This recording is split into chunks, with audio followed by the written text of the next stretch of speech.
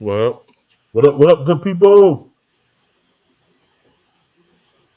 I mean, I ain't gonna front. This is another episode, Monarchs of Wrestling. Monday nights, 6:30 ish p.m. So check it. Your boy Cool here, and I made a change, but the screen doesn't listen to me all the time. But I don't care. I do what I want to do. Screen. So we got right above me on this side, as always, my boy Playmaker. Playmaker, what to do? What's up? The fun continues for me. Those of you who know what I'm talking about. And on this side over here, we got the one and the only D Willie in the building. Guest hosting with us. Talk a little bit pro wrestling. Thank you, guys. Y'all know Appreciate how we the get down. invite. Looking forward to the shenanigans we're going to have with wrestling tonight. Continue the shenanigans for Playmaker in these hours that it comes. Yes, sir. Yes, sir. Sure. Playmaker has done Sure, a man. shenanigan stroll today, and we want to make sure that continues because we know he already juiced and hyped for the shenanigans. All right, so we're gonna Like, oh my gosh. start with a couple of comments that we have, and then we're gonna dig into it. Yeah, he the first one in the chat too. I love the comments. So I got Mr. Coleman Media yourself. You're simply an embarrassment, son. Just like John Morant when he's waving the gun. Why did Rock have to destroy Seth Rollins like that? He ain't the only person he destroyed. Hey man, we know how it goes. He's been clowning. Right. He's been clowning Seth Rollins. Hold on, y'all. We have another introduction that we need to make here. Also in the building, MVP's Dark Doppelganger. Our other big bro, my man, the all wise El Jefe himself. Wise, what up, man? What up, man? What's going on, brothers? What's up, brother? Hey, it keeps getting better and better, man. The gift that keeps on giving. It's like Christmas, bro. You know? So What up, Cole, Playmaker? obviously, before Wise gets on, says, good evening, Cool. Good evening, Playmaker. Drew, my TFT fan, what's up? Oh, I'm y'all looking forward to chilling in. tomorrow morning. Looking forward to we got some things to roast tomorrow morning with old Cole Johnson. But tonight we got plenty to roast when it comes to wrestling. Yes, sir. Sick in the building says good morning, good afternoon, good evening, and good night. I feel it. Covers everything. All right, we got Cole again. The only issue I have with the program that matters in wrestling, the tribal chief is being reduced to a worker bee. He's being grossly overshadowed. That's the point.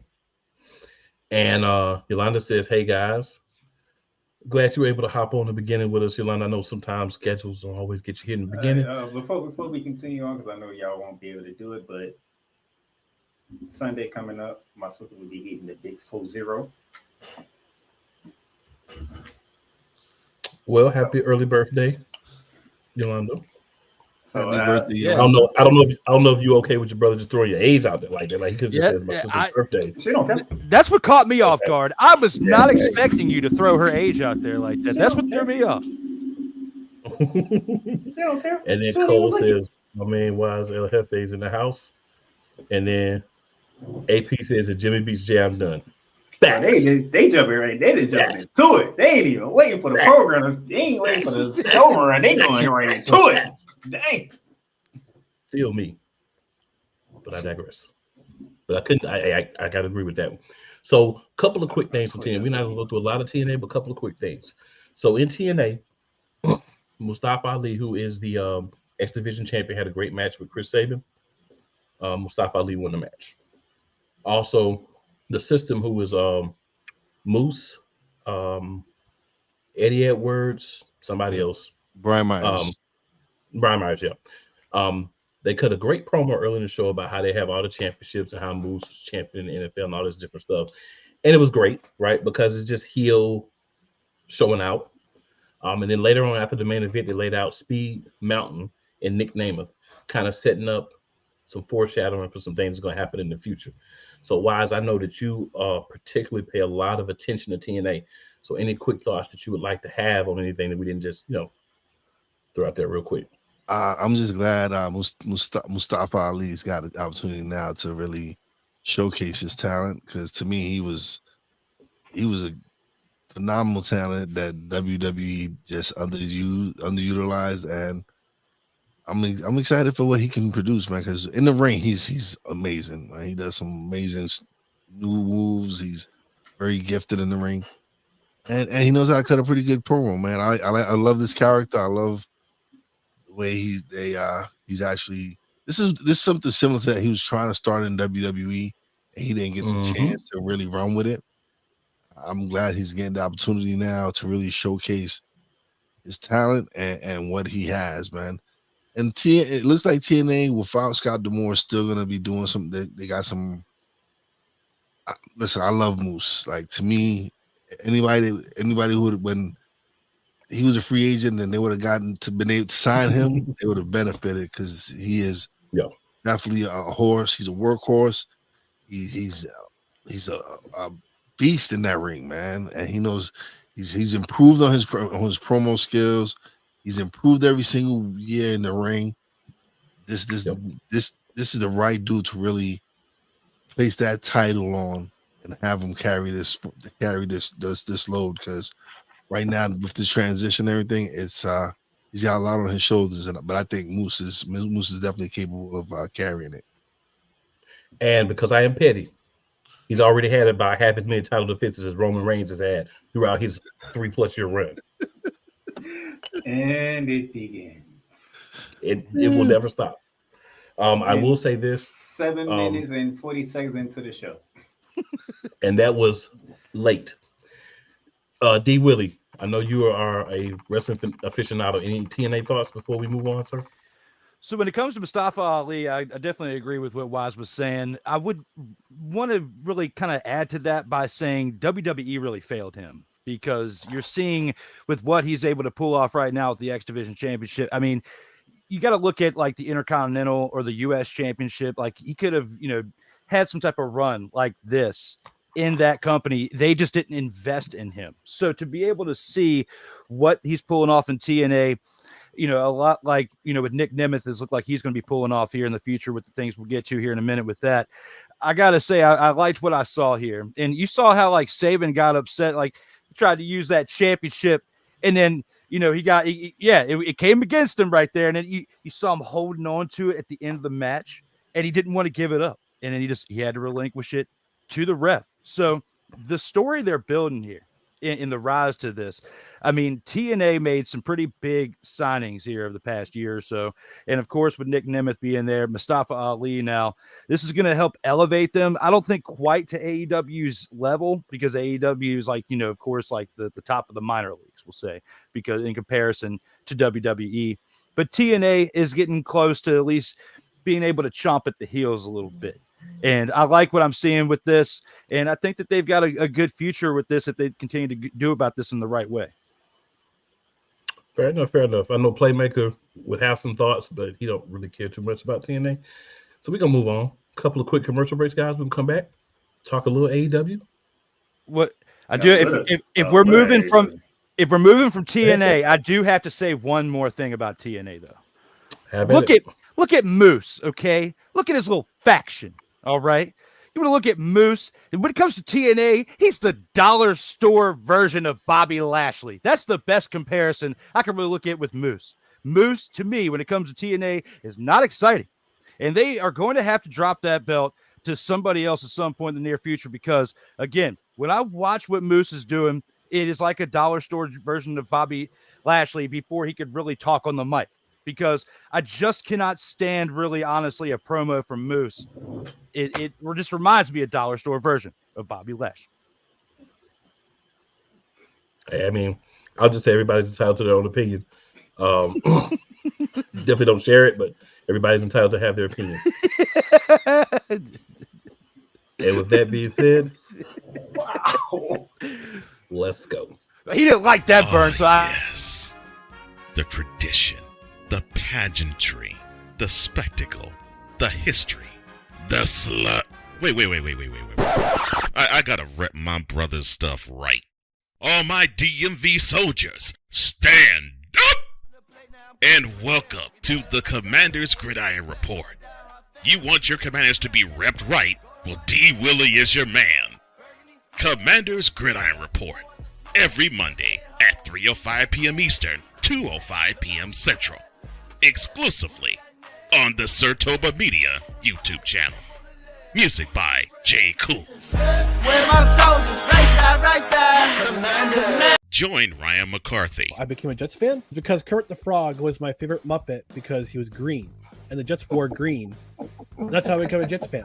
And Dustin Henry. ESPN is cashing all in on let's pay a few personalities and we'll just kind of fill in the gaps. As they walk you through all of the world of sports from their perspective. The Albany Empire, it's a literal circus. No credentials required. Where, Ryan, say the tag. Where you don't need a press pass to talk sports. Every Monday at 8 p.m. Eastern, 7 p.m. Central. On YouTube and where you can find all podcasts. Hey, Eagles fan.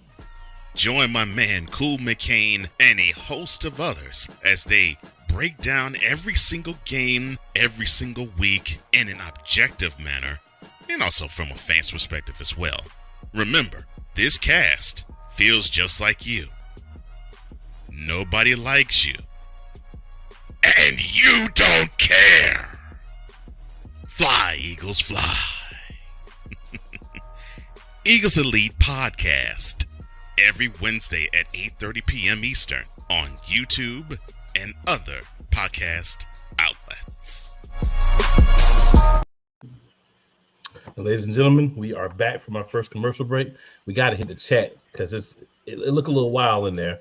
But hey, look at Sick Diggy. Look at you. You are a Moose fan. Cool. But look at the chat right now. Oh my gosh. This man said Moose is a Moose is a dumb version of Bobby Lashley. Make sure everybody can hear it because our radio people got to be able to hear this too. So Yolanda says, hey guys, Cole, we did that one. Okay, we are. So Cole says, happy birthday, Yolanda Williams. Yolanda says, yes, it's cool because I don't look nowhere near 40. 40 and fabulous, baby. Thanks, guys, though. So that's cool. And then Cole says, Anthony Price is speaking facts with Jimmy over Jay. He says, TNA, how's Ash by Elegance doing? Nothing to report as of now, sir. He hasn't done anything worth us talking about. That's just a timeless Tony Storm ripoff. It's not a very good one. Not at all. Cole says, I like the system as a faction. Six says, let's not forget how a lot of those guys that were in the 205 were pigeonholed. Someone had to go somewhere else where they could be more utilized. Very true. AP says the Dollar Tree version, you mean the 99 cent or the 125 version? Oh my goodness. No, 99 cent, not the inflation version. All right. And then Cole says, cool, don't play. I love it. Why the look with the I disagree sentiment? We're not going to use the time on this today. That's why I'm just going to overlook it. Six says that's an accurate view of Moose at Drew Willingham. Hey, like I said, you're entitled to your own opinion. Cool's a Moose guy. He laughs. And then Comey says, ask my elegance report. That's just what I thought. Absolutely. So like I say, man, there's a lot of things I could say, but for the sake of moving on, I'm not going to. So AEW. First thing we're going to talk about with AEW, the CEO finally debuts. So Drew, we'll start with you. We'll go all the way around. I'll go last. So Drew, Playmaker. Then our guy Wise. Then I'll go last. What are your thoughts on the CEO in her hometown debuting on the Big Business episode of AEW? It feels like every episode has a name these days, by the way. They hold it any longer. they're telecasted pay-per-views for free on regular broadcast television. I get you. But when it comes to this right here, definitely huge for her to be back in her hometown and debuting for AEW. It's a big splash for them. As you know, they're kind of lacking a little bit in certain departments, and especially in the women's division. They need to elevate it a little bit better, just like they've done in WWE. I mean, she helped propel that in the women's division for WWE. So it's a big move for AEW in the women's division. I like it. I like the persona, and it's definitely another miss by WWE as they missed out on her, missed out on Will Ospreay. I mean, there's other moves that they could have made in this free agent market. This is like the season of free agency across multiple platforms of sports or entertainment. And right now, they definitely missed on her when it comes to WWE, bringing back her as Sasha Banks. But her going to AEW as the CEO, I like it. I think it's, a spark for things to come in the future. And we'll definitely be seeing some great matches out of her and elevating that women's division over there. So those of you who have been faithful listeners of this program for the months that we've been doing, as y'all know, I really don't speak much on AEW. But one thing cool to know is if there had to be a one woman number one on my list out of this ride, yeah, she just debuted at AEW, which means I might have to start back watching AEW again. It was a great thing to see her debut. Nevertheless, she still found a way to call herself the boss. She just used CEO now. I'm looking for it. I want to see where she starts off at. Who's going to be that first welcome to AEW rivalry is what I want to know. Will it be Willow? She did say in a promo they had some unfinished business dating back to when she was injured. The reason why it took longer than what most people expected for her to debut. She had an injury. Doctors thought it was a career-ending injury. She proved them wrong, obviously. But I want to see. And I want to see, are they going to take it slow or are they going to move fast to get her and Time and Tony Storm in the same ring together? Those are my questions right now. Mr. Wise, go ahead, sir. I'm a big Mercedes Moné fan. She made the right move for her. Is it the right move for pro wrestling? I'm not feeling AEW's women's roster. There they got some good talent, but it's not on the level with what WWE has. There's no mommy. There's no the man. Like, you could go up and down that WWE females roster. Bianca Belair, Bayley, Io Sky. Like, you can go down this list and you have 10 women that can be legit the number one chick in that company. Can't say the same thing for AEW.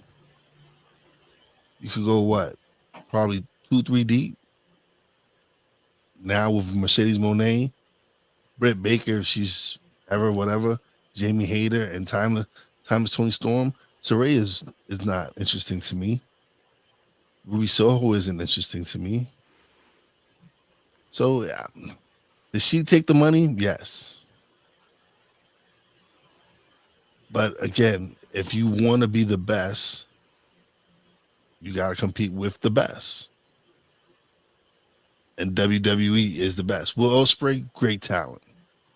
Great talent. But what's the difference is that WWE creates great talent.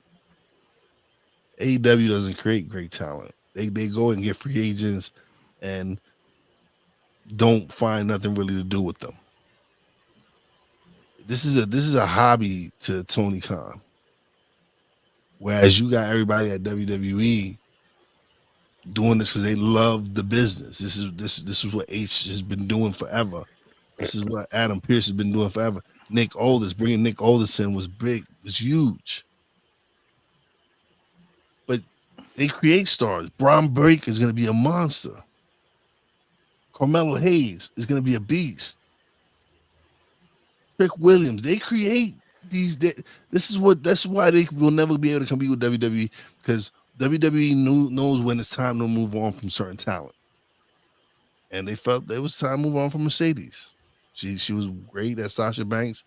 I love her, but she went where the money was. Can't knock her for that.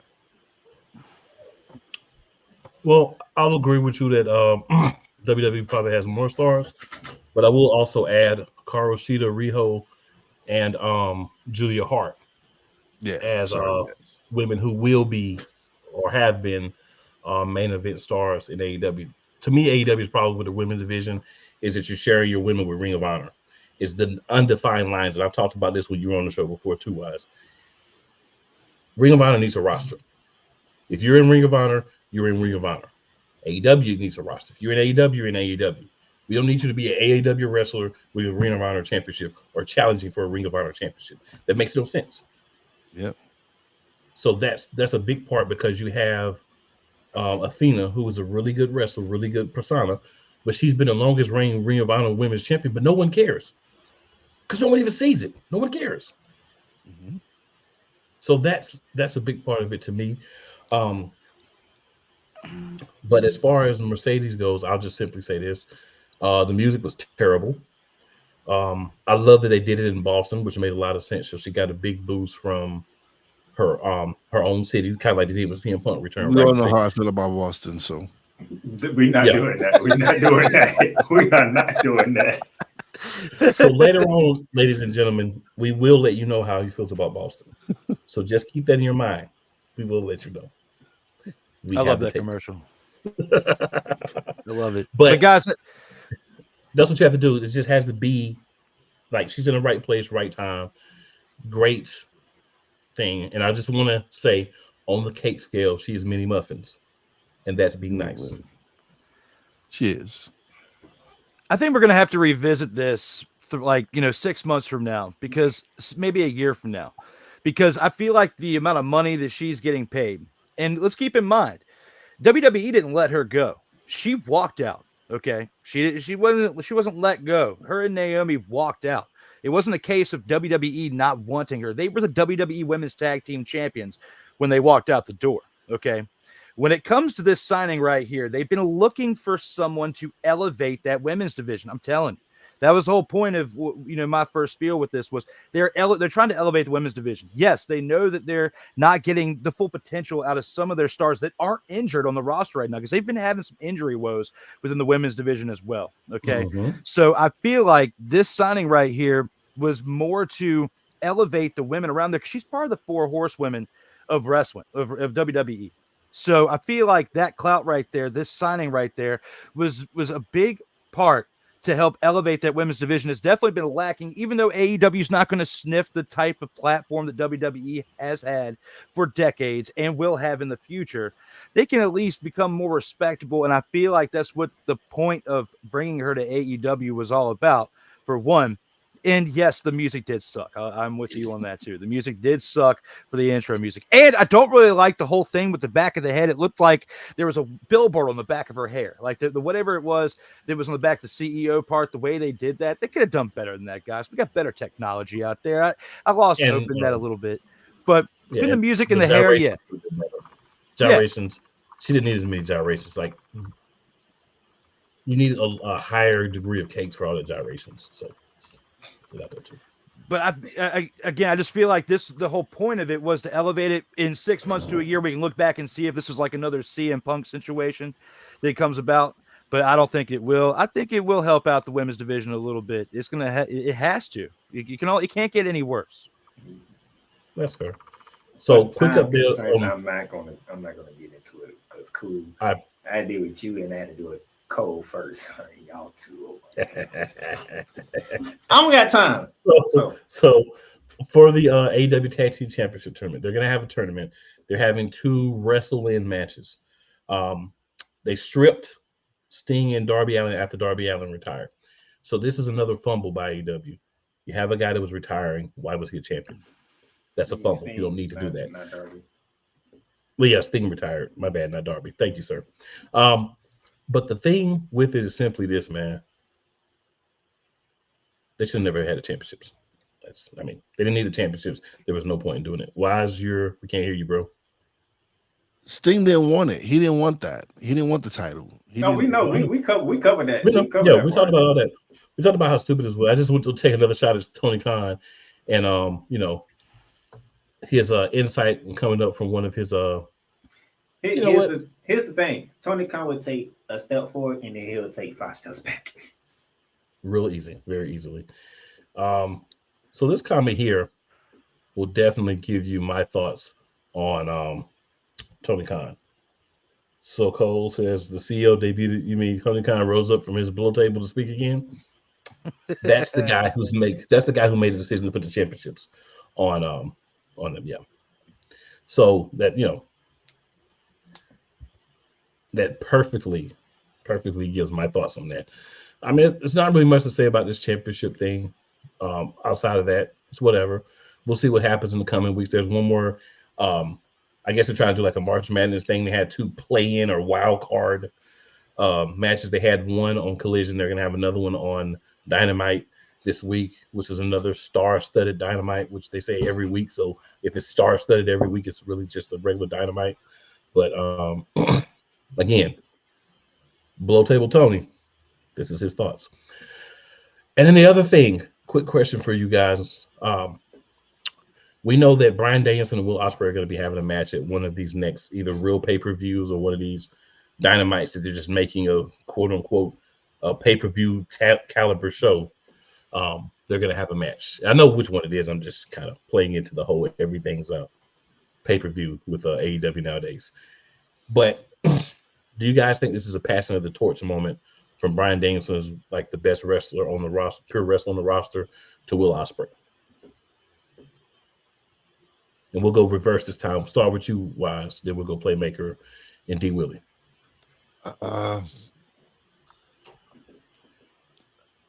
Yes, but I guess if you want to call it that, if you want to say it's passing of the torch, again, I would have loved to see Will Ospreay come to WWE, but he's right where he belongs, man.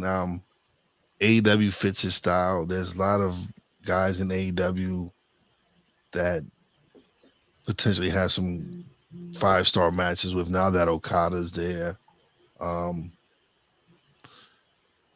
If Kenny ever comes back from injury, there's some talent there. There's definitely some talent there. But Danielson is past his prime, man, and it's time for him to pass that match on to. And Will Ospreay is a phenomenal talent, man. Is he the best wrestler on the planet right now? It's debatable. But yeah, it's probably, to me, it's a passing of the torch. For a time constraint, because we got to get to the real juice and meat, I'm just gonna say yes. What you got, D. Willie? AEW, of course, when it comes to this, the more technical 5-star match wrestlers, like you said with Okada, are definitely being brought in. Will Ospreay, with what he's done, in the Indies, definitely being brought in as a big move. The passing of the torch it should be done on a bigger stage, because Will Ospreay is definitely a great talent that, another WWE miss. He should be there right now. They had the opportunity, but of course they didn't take the bait. So now he's in AEW. Bryan Danielson, when it comes to technical wrestlers, is still one of the best, that we've ever seen. And for AEW to have him is definitely a great piece for them to have for a moving chess piece. But of course, we're talking about Tony Khan here, who's playing with his wrestlers like action figures back on the floor of his living room, back if he was like 8 years old at times. Now, when it comes to that aspect right here, will that pay off, or will it go against him when it comes to his marksmanship of professional wrestling?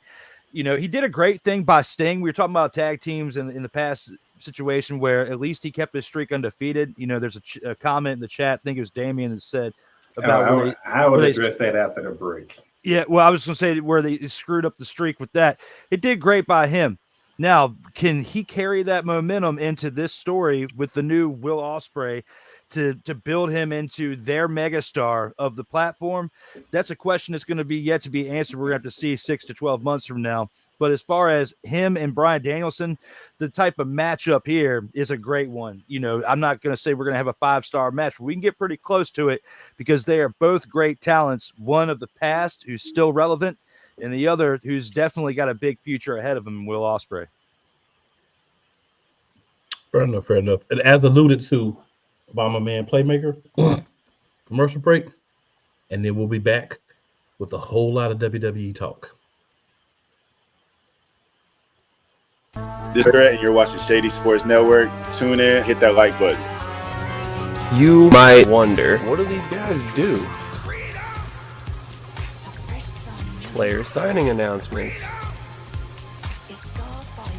I never in a million years thought you would actually come on to break this news. So without further ado, go ahead and tell everybody what happened today. Yeah, man. I just had to work out with the Cincinnati Bengals. Finding me right out. Without further ado, I'd like to announce that, you know, I'll be taking my talents to Salina Liberty. This just in, the Major League of Football is reportedly collapsing, unable to pay hotel room bills, with players being kicked out of their rooms and hotel managers asking them to leave voluntarily without issue.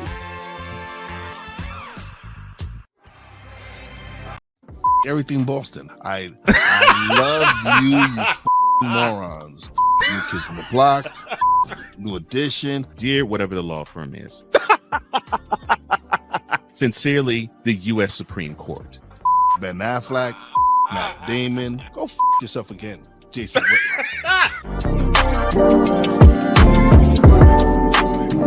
Join the transporter to Hades. Your butt and gut becomes one. Join the reformer of hooker whores. This is my daughter, Placenta Booty Johnson. Join the bronze god. Whenever you are in distress, take off your baseball cap and throw it in the air. Join your very own superhero of broadcasting, Chris Bass. So whatever color crayon they get, they palm it and do 2 circles, and that translates to, I can be the black people. As she takes you through the week's paces in Baseline. Live every Saturday at 8 a.m. Eastern, 7 a.m. Central, Pacific time zone people, just stay asleep when this is on live and just catch the recording. Oh, I'm sorry. Exclusively, Poppy J. You got the option to cry for the government. You got the option to protest. You got the option to keep buying, but this is also an option. Wise El Jefe. We're the first tech geeks. We're the first gamers. We're the first everything. Everything. Like Gen X's, we are the ones. BS3 Network proudly presents the crew from the New York boroughs who never wants that smoke. Nah, they want that fire. Poppy J and Wise El Jefe. Fridays at 9 p.m. Eastern, 8 p.m. Central. Check your local listings for your viewing and listening pleasure. All right, ladies and gentlemen, we had our extended commercial break. We did that so we don't have no more commercial breaks. So the next almost hour, we're giving it to you raw like ODB. All right.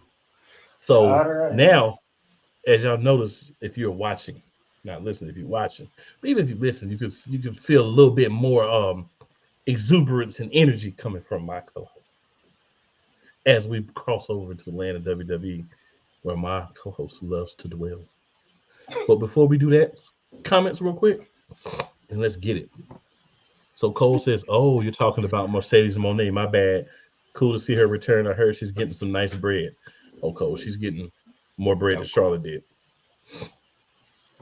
Yolanda says it was cool, but I hope it can make AEW more interesting. And of course, she's referring to Mercedes Moné. 6 says, I would say Willow Nightingale, perhaps Chris Statlander. I think it depends on if they want her to come out as a face at first and turn her heel, or what they're going to do with Mercedes Moné. We'll see. Yolanda says WWE should have put their pride aside and resigned her. They ain't want to pay them dollars, Yolanda. They ain't want to pay them dollars.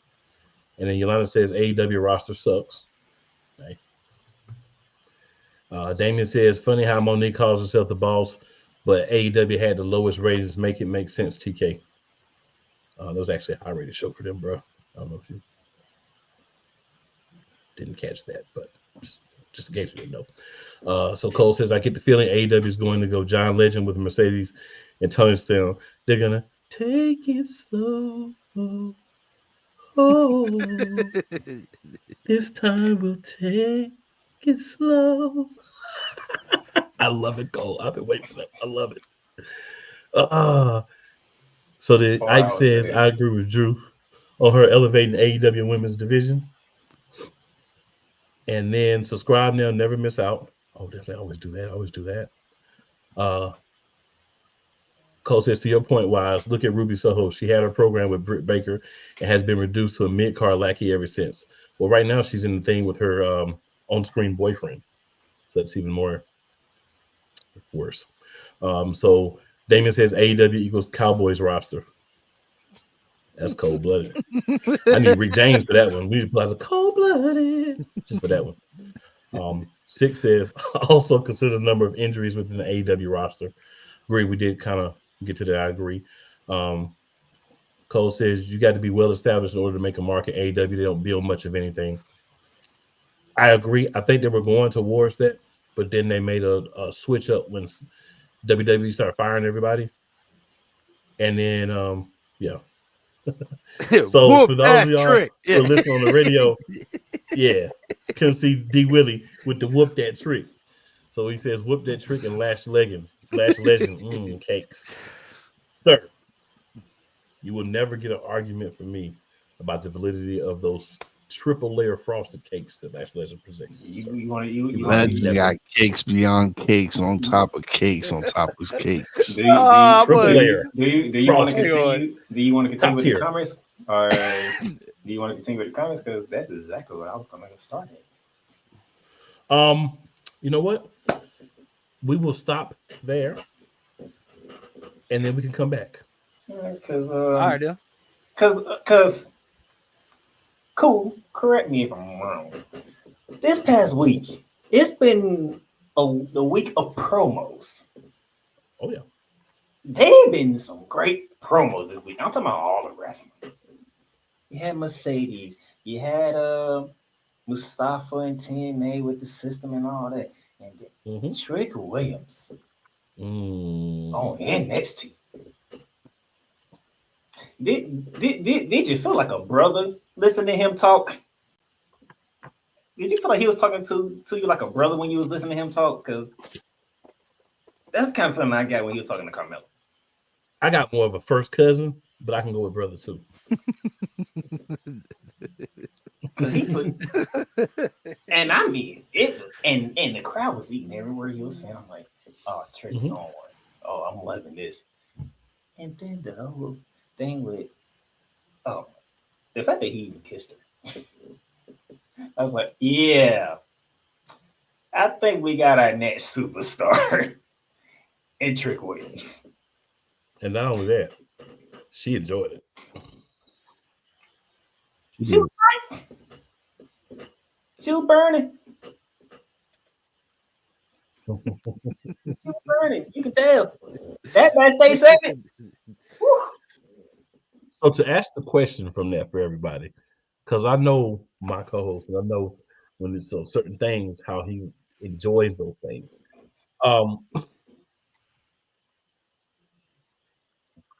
Is Trick Willie, in you guys' opinion, of course, Playmakers already asked, in you guys' opinion, is Trick Willie going to be a star in the WWE on the main roster?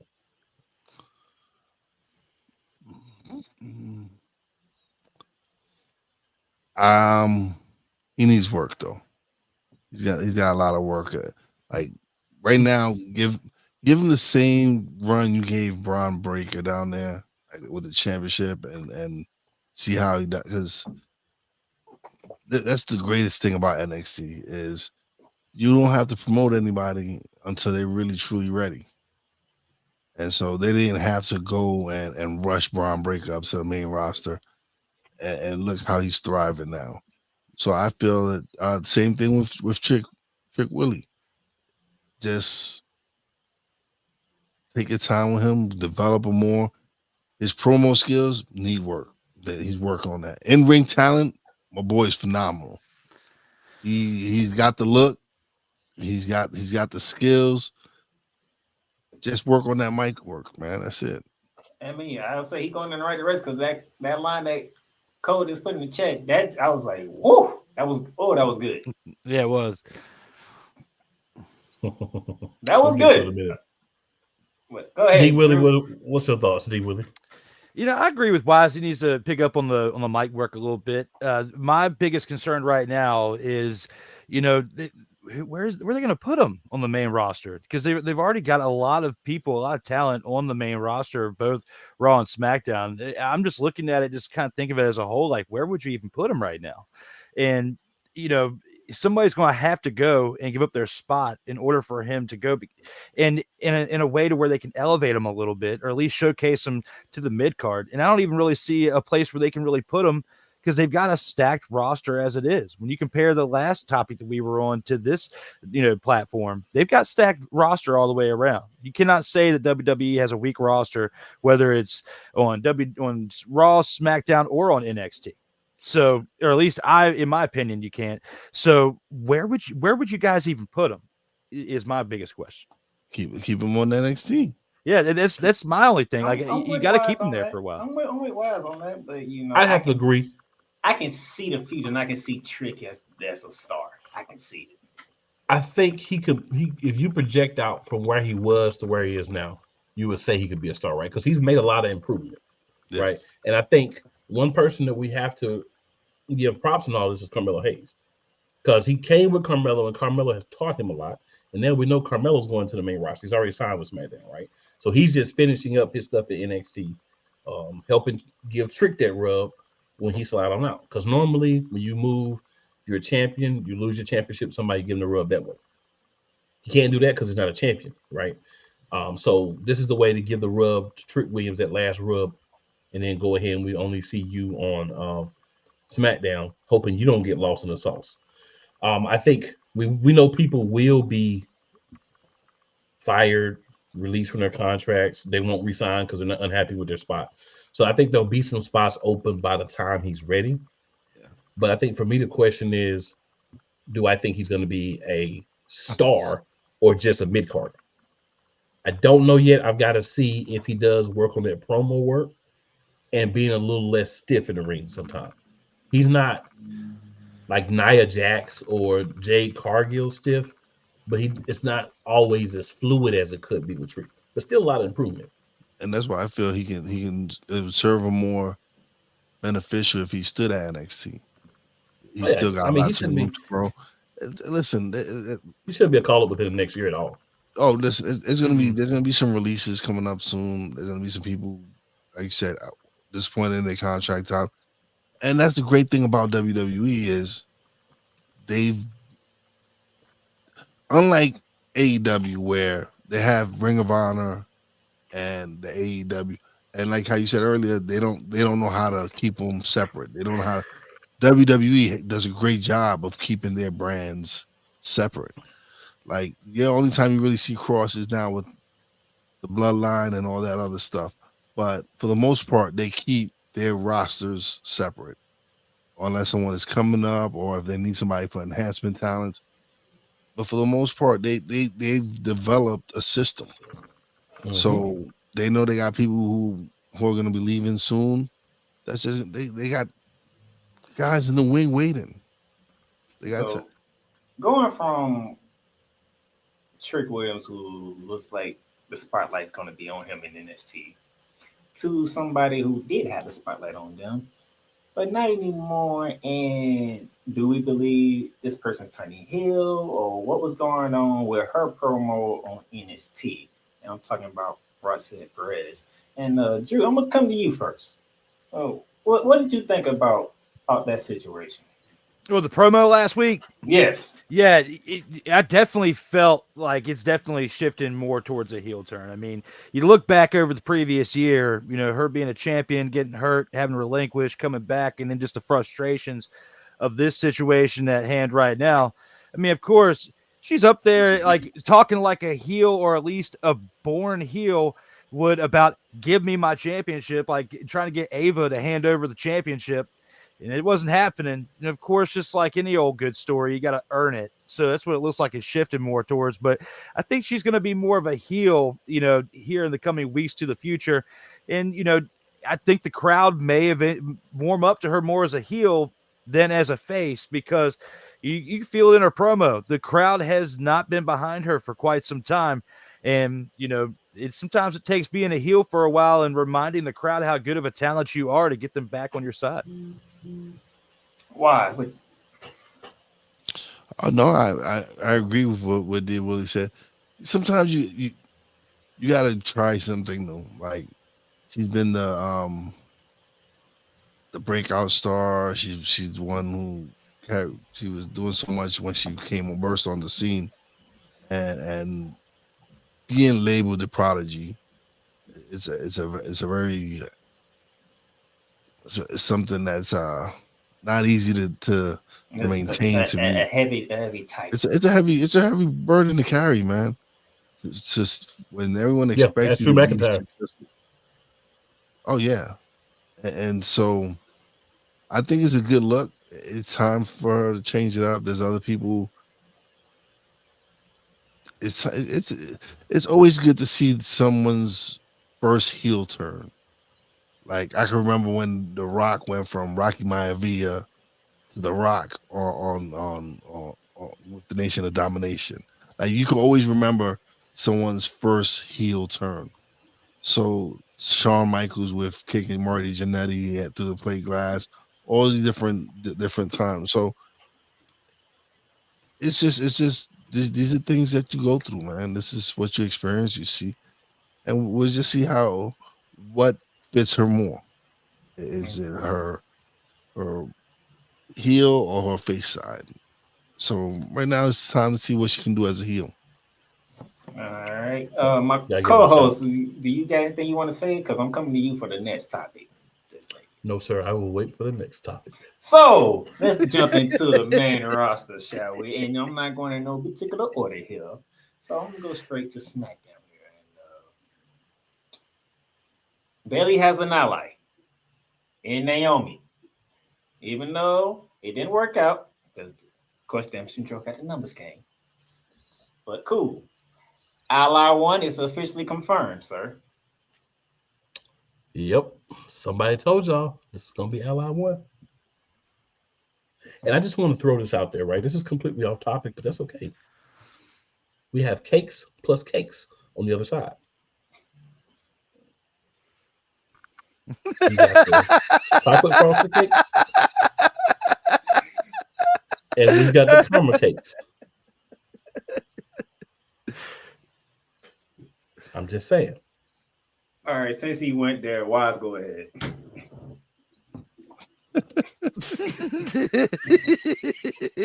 Continue the cakes or talk about the topic? Let's go. Because once that topic starts, Nah. I ain't gonna cool go. and cold. Listen, you can't deny there's ultimate cakes on that. Bayley got her own Bayley cakes. Bayley cakes and Naomi cakes. Oh man, that's a lot of cakes on one side. Some Jigglypuff action. And then they about to add power cakes. Watch. Power cakes is coming. Watch. And for those of you who don't know who Power Cakes is, that will be one that we call the Storm in Jade Cargill. Interesting. So that's what he means when he says Power Cakes, okay? Bayley got her own bakery.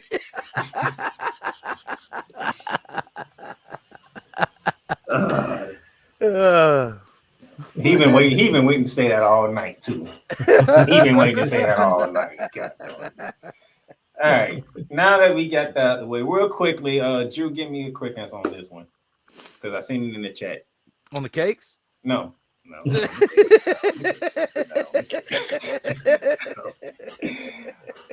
So you just heard Cool mention Jade Cargill being ally number 2. Mm-hmm. The real question is, because that's up in the air, nobody knows what's going on right now. Does Bianca come around? because Naomi joined. It looks like they planted the seeds for that not too long ago. As like, Jade's been crossing paths with different superstars in the back. And, of course, we saw what happened at the Royal Rumble. So it's only a matter of time. And I feel like that would be a really great matchup. It would be great for like the first showcase matchup for Jade to have in the WWE. You talk about, like I wasn't with the past platform we're talking about with Mercedes Moné elevating the women's division there. It's like you've got other players in the WWE's women's division now, like Bianca Belair, who can help bring Jade to the level that she needs to be at here on the main roster. So I like that matchup right there. I think that would be a great one. Now that my partner got his fun out the way, this is where the part he gets ready to throw up. Because on Monday Night Raw, main event Jey Uso finally addressed the situation when it comes to Big Brother Jimmy Uso. Simply put, he laid out the challenge.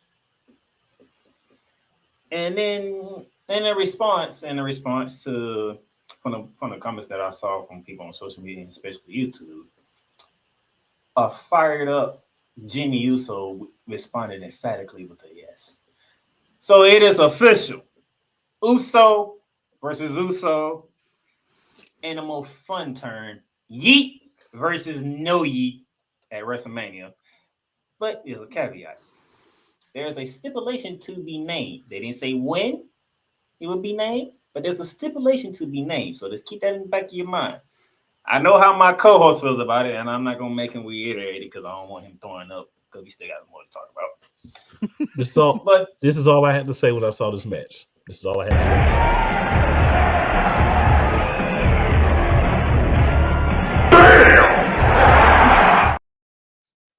say. Carry on. Wise, your thoughts on brother versus brother at WrestleMania for the third time? Because we had the Hart and we had the Hardys do it. Now the Usos are joining that group. I'm just ready to move on from the Yeet Fest. I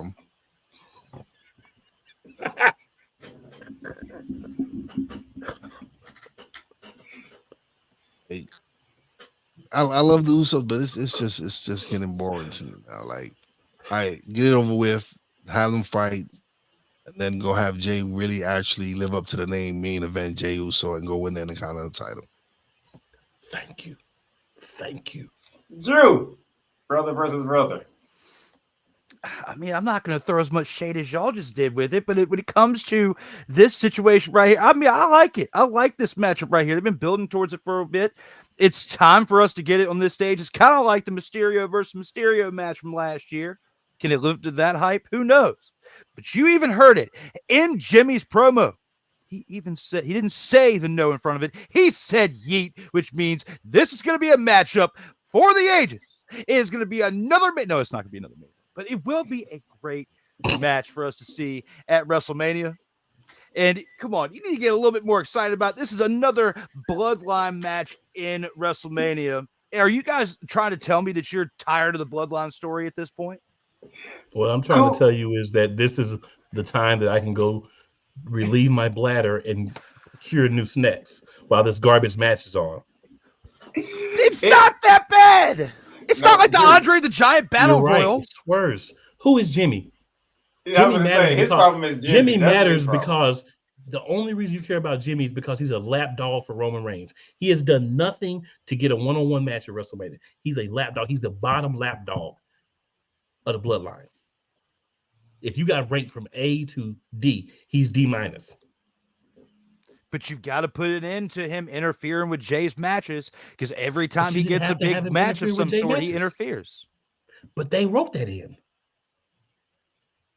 to give people a reason to want to see this garbage match that is a waste of our time. The fact that we have to talk about this trash is a waste of our time.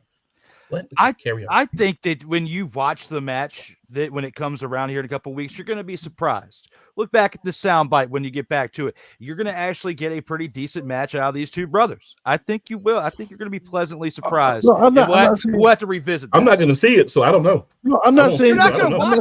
I'm not saying it won't be a great match because listen, they know each other. They know the point is it's all right. It's brother versus brother.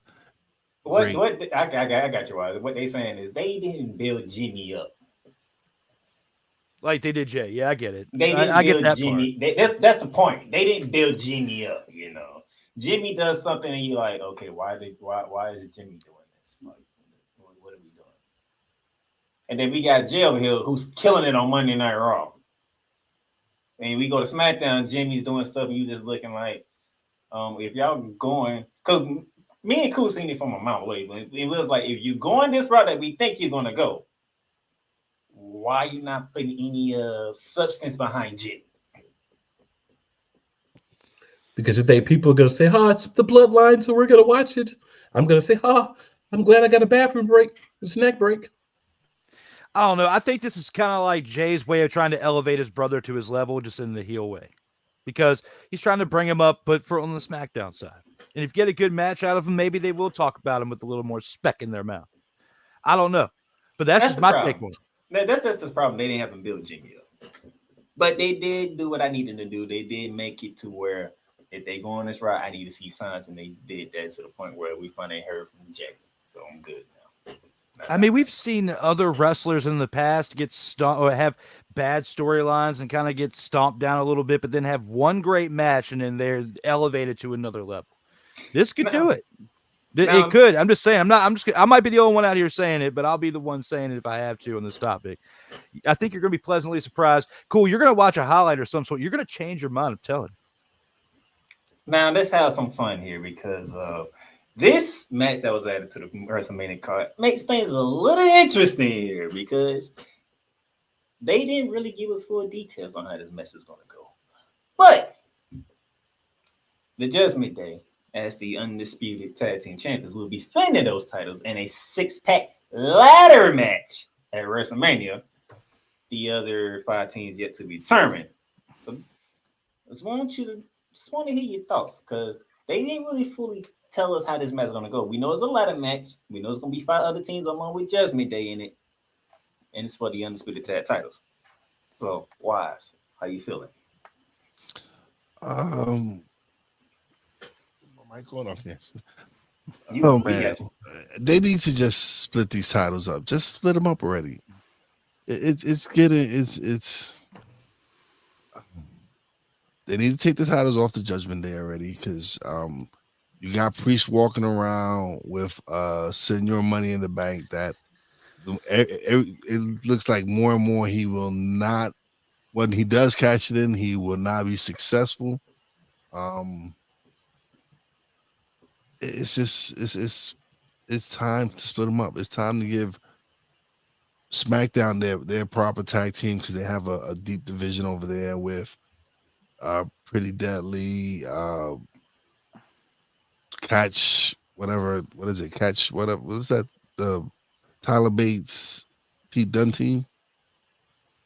Anyway, yeah, that's the. Still got the Street Profits. You got AOP. It's time, man. It's really time. And then especially with the teams you have on Raw, you have the Imperium, you have New Day, you have the Alpha Academy. It's really time, man. But here's my question, Drew.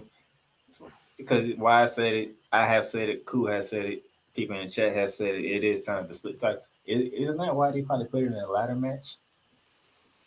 Is it what now with the ladder match? Isn't that why they probably put the titles in a ladder match? Oh yeah, split. Yeah, well, I don't know about splitting, but at least a new champion out of it. And you were talking about the Pete Dunne team. It was New Catch Republic is a team with Tyler Bate. Just to help you out with that. But when it comes to this right here, I feel like they should have had like some.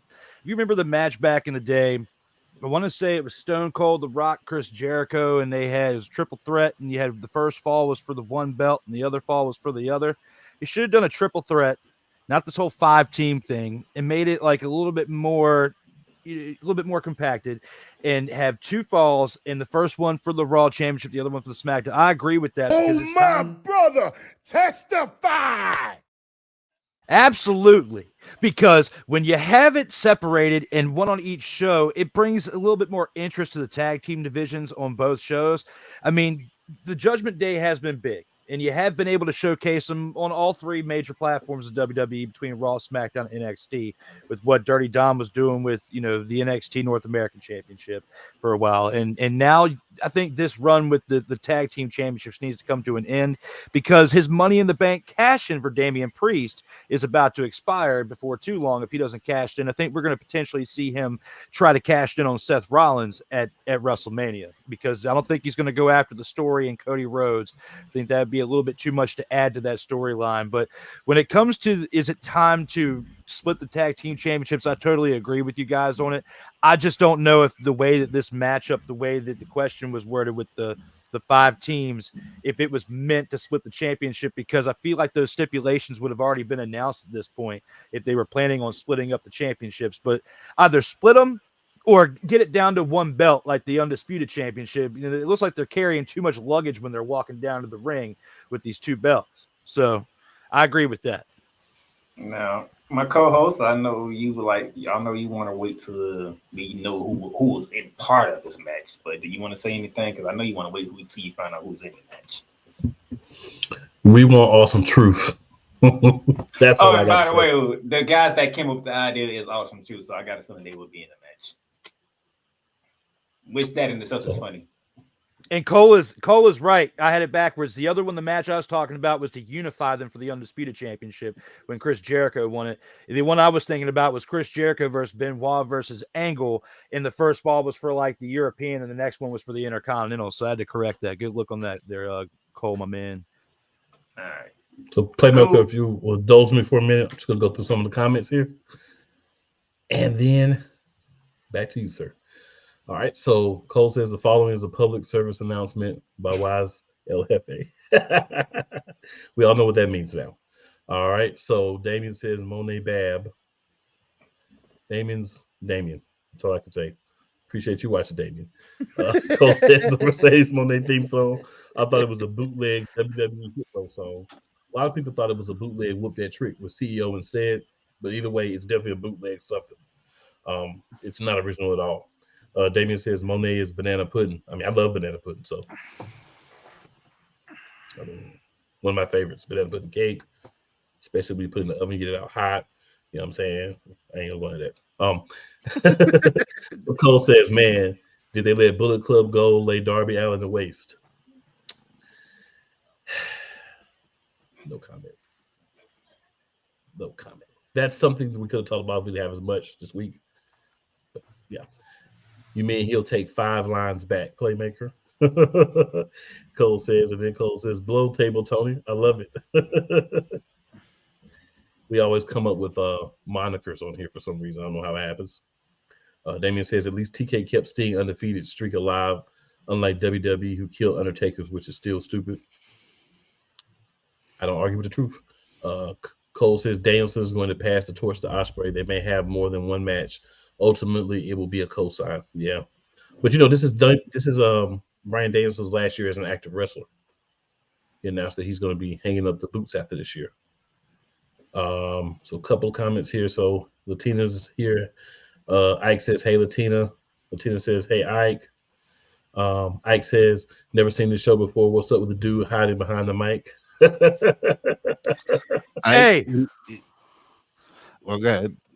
Ike. Cool it for 1. 2, Playmaker has been on camera without hiding behind the mic before. Have you seen his interview on Buzz Magazine? That was hardcore awesome. Shout out to Playmaker for that one. Gotta promote that one to the moon. Playmaker is not behind the mic on that one. If you want to go find him, look at him up on YouTube and you will see it. You will see Playmaker there, not hiding behind the microphone. So ease up on the witness protection program there, yes, Ike. Yep. And then he's part of the witness protection program. He's hiding who he is. Yeah. And then Ike said, and then Cole says, "Oh baby, she likes it raw. Oh baby, she likes it raw." Why is Cole like this? He's been around me and Wise too long. So Yolanda says, "What happened to Britt Baker?" Hurt. Cole says, "W better not screw this up. This momentum Trick Williams has." Hey, The one thing we know about WWE is they will screw up somebody's momentum. I'm not saying that they will, but we know that if there's somebody that will screw up momentum, I'm not saying just WWE, but WWE will screw up your momentum. 6 says Lash Legend is going to be giving dudes instant diabetes and heart attacks on the spot with those cakes. Oh, my brother. Hell yeah. Yes. Damien says Jimmy doing the Cena promo was good. Not better than Cena, but still good. Don't even start. Don't even start because I Yolanda know says how I you missed feel. that segment. Yolanda, you didn't miss anything. You just got I a already few know how like you you feel. wish you had back. That's all. Yolanda says they let him be. Cole says, I don't care if you got on Timberland boots, you on a step stool with a ludicrous afro, you will never be on the same level as True is with your little punk. Yo, that was good. That was a good line. Cole also says I get the feeling Timberlands under the border though. Oh yeah, he did.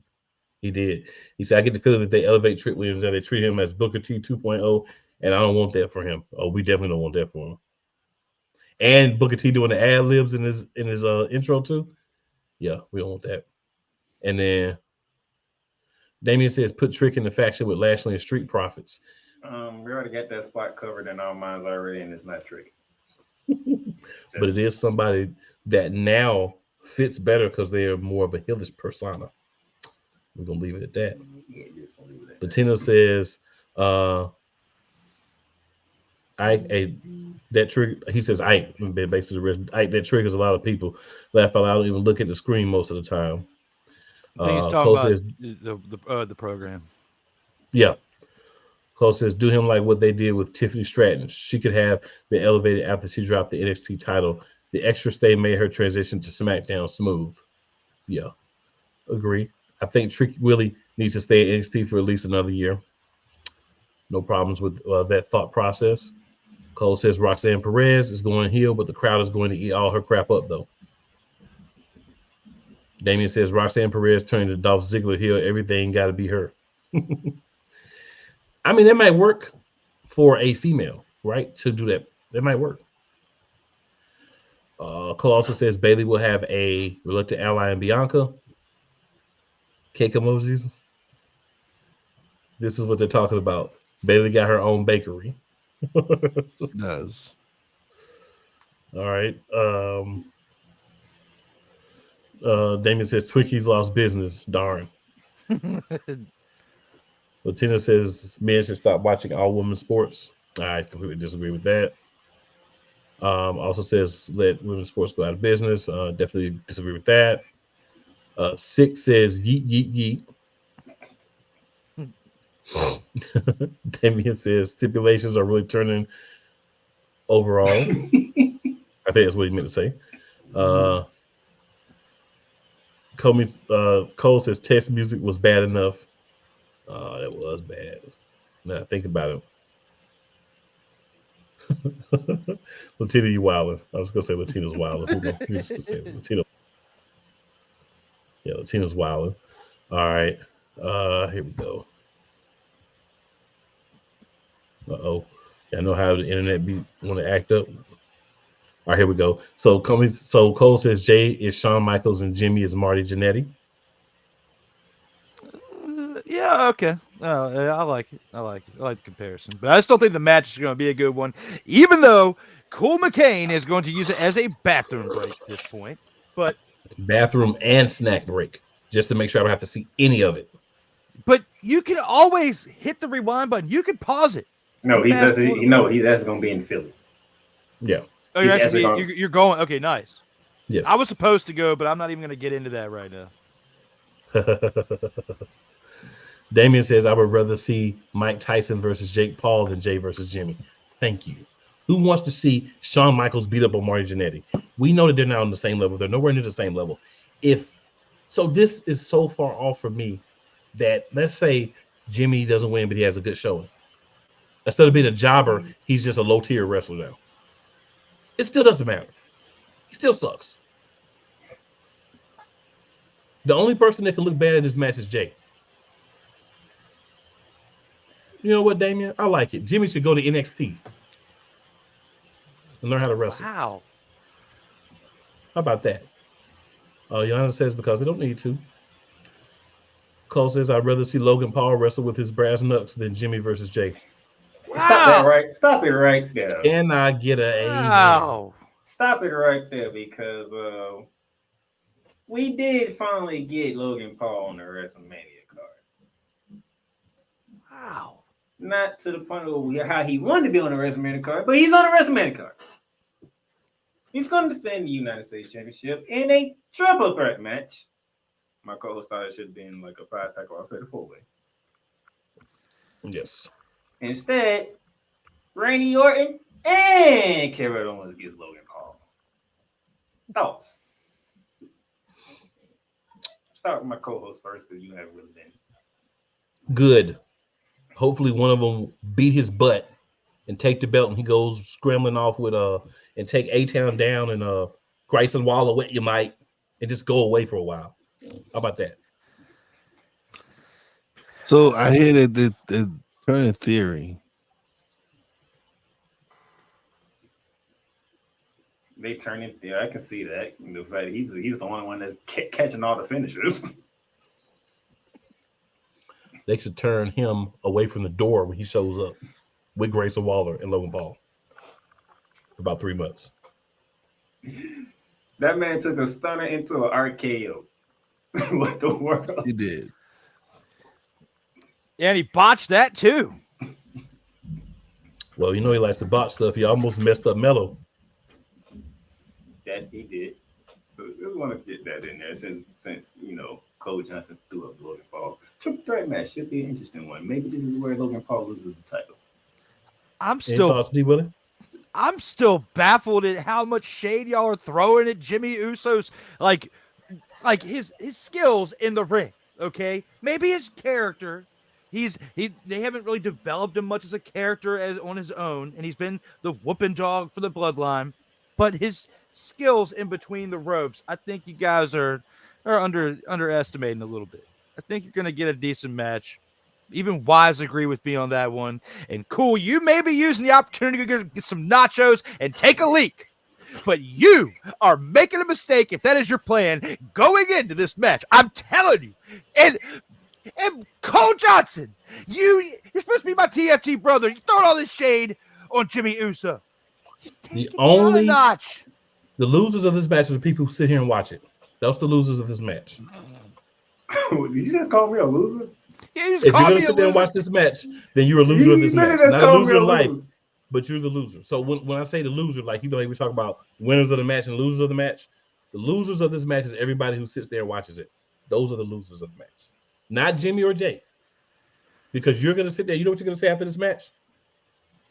You're going to say, man, I'm going to listen to Cool next time he tell me not to watch something and go to the bathroom instead. That's what you're going to say. And I'm not even going to brag about it. I'm not going to bring it up. I'm not going to say anything about it because I already know. It's going to be a decent match because it's two brothers, right? They've been wrestling against each other forever. But you're going to be able to see the skill difference in the gap between Jimmy and Jay. The gap is huge. I know that going in. I do too. That's why I'm going to use that opportunity. But I want to support the Usos. That's fine. I don't have anything wrong with anyone who wants to support them. I don't want to support one of them, and the other one will have a better match the next night. So I'm good. The other one's not wrestling twice. They're only wrestling once. I ain't know I was going to lose on the show. I ain't know that was on Monday night, one of them will have a good match. All right, real quickly, I just want to say this. I know WWE, I see what you're doing, but can we stop putting Becky Lynch in these ridiculous matches with Nia Jax? And everybody, why has she got to fight every week up to WrestleMania? What are we proving here?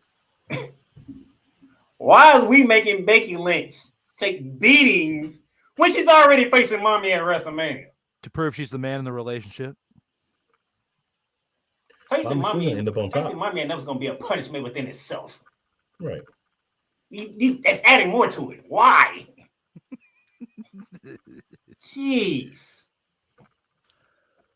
Now, and I'm not picking at Nia Jax for those of you who didn't want to pick at Nia Jax because Nia Jax has been doing actually a great job this go around. Okay, She has. I'm just saying I need the man to stop being in matches of this caliber leading to WrestleMania. I get the Liv Morgan match. I get the Liv Morgan match because she messed up Liv Morgan's match. Liv Morgan returned the favor. Okay, let's just get this out the way now. I'm cool with that. And then the week before that, she already faced Nia Jax twice. She got to do like her hubby and fight every week now. I just want to get that in because speaking of which, that's where we're going at to finish the show. Now on Raw, Cody Rhodes does what Cody Rhodes does.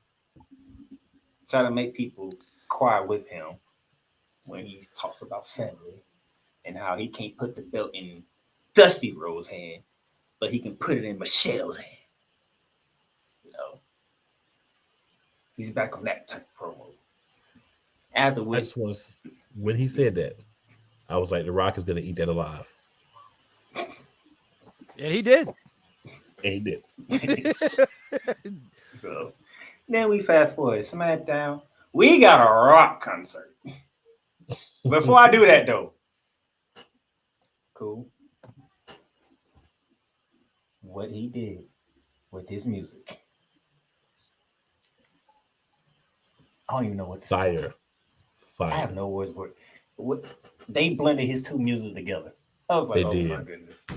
The only thing that was missing was at the very beginning, I just wanted him to say, it's cooking. And I would have been, I'm a Cody fan. I would have been marking almost. Because the Hollywood Rock theme is my favorite. And you know, and me and Coop we was already tripping how he came out last week. The lights come out, thunderbolts shooting in the air. Next thing you know, we just see him on the stage out of nowhere. Where did this come from? And then this past Friday, same thing. But instead of keeping the original, we gonna switch it into the Hollywood Rock music midway. And like, bro, really? And no matter what he does, he's supposed to be a heel. It don't matter. Me and Cool have said this plenty of time. It don't matter what The Rock does. He's a heel. Guess what? He's still gonna get cheered. And I'm still gonna watch it, right? He be talking about my guy.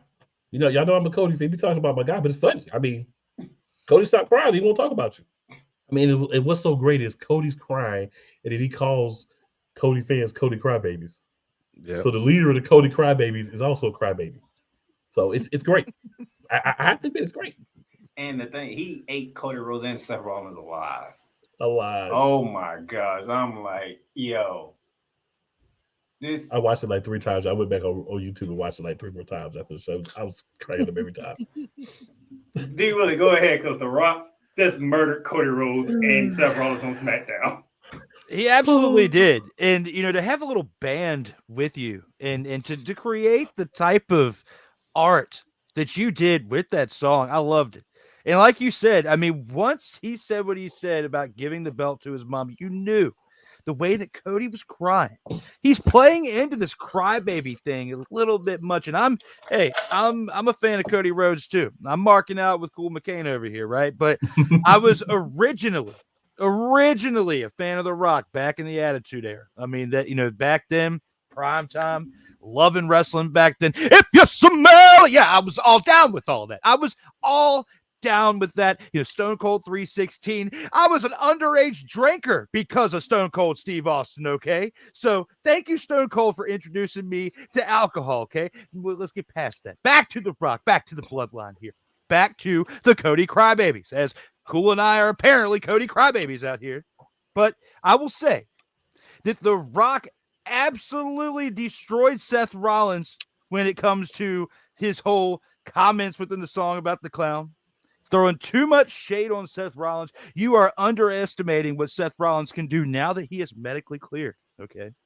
So when it comes to the Rock concert, I absolutely loved it as a fan still of the Rock. This is tough when you are a fan of the Rock in the past and you see him coming back and you might not agree totally with the way he's came back and kind of inserted himself in here, kind of overshadowing the bloodline a little bit. But some of us who have been a fan of the Rock, we've been waiting for this moment to come. I mean, a little bit late, in my opinion, the Rock coming into the bloodline. We would have thought it would have happened a year earlier. But just didn't work out with scheduling. But with this right here, with what we're seeing within this story, I'm entertained by it. They are pushing it a little fast. It does feel like some things are rushed within the storyline a little bit, but overall, when it comes to the way they're building this up, I'm liking it. I'm liking how Cody's feeding The Rock. Then The Rock says something, it's feeding Cody. And then we're back and forth on Monday Night Raw and SmackDown. Elements of the story are keeping you, excited for what Cody's going to say in response on Raw tonight. And then we're going to see another, Rock response on Friday with potentially a run into the two. So it's getting closer to WrestleMania. I'm getting excited about this matchup here and the stipulations behind it.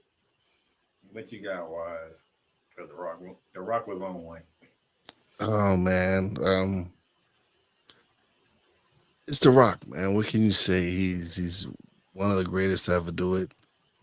You knew he was gonna have something once Cody was crying and talking about giving the belt to his mom and all. So you knew that was just gonna feed The Rock the ammo he needed to come with